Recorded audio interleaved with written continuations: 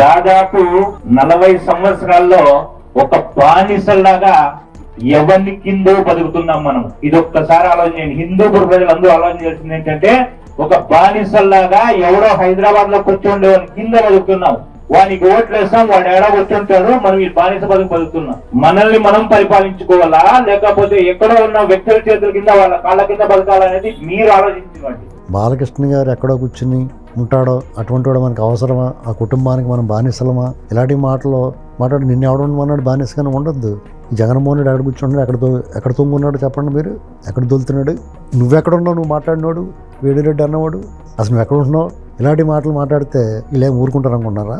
బాలకృష్ణ గారు ఒక ఎమ్మెల్యే మాత్రమే కాదు, ఒక రాజకీయ నాయకుడు మాత్రమే కాదు, తెలుగుదేశం పార్టీ వ్యవస్థాపక అధ్యక్షుడు ఎన్టీ రామారావు గారు కుమారుడు మాత్రమే కాదు, ఆయన కూడా 50 సంవత్సరాల నుంచి ఒక సినీ నటుడిగా ప్రస్థానం, లక్షలాది మంది అభిమానులను కలిగిన ఆయన ఒక నటుడు, మంచి నటుడు. ఆయనకు ఒక ఇమేజ్ ఉంది. ఆయనకు కూడా ప్రాణాలు ఇచ్చేంత అభిమానులు ఉన్నారు. ఒక తెలుగుదేశం పార్టీ రాజకీయ పార్టీ కార్యకర్తలు ఉంటారు. రాజకీయ పార్టీ ఆదేశిస్తే వాళ్ళు ఆగుతారు, చేయమంటే చేస్తారు, వాళ్ళకి అదుపు ఉంటుంది. సినీ అభిమానులకు అదుపు ఉండదు. ఎవరు అదుపు చేయాలని ప్రత్యేకించి వాళ్ళు ఏం చెప్పరు. కొట్టమని, చావమని, చంపమని ఇప్పుడు ఏం చెప్పరు.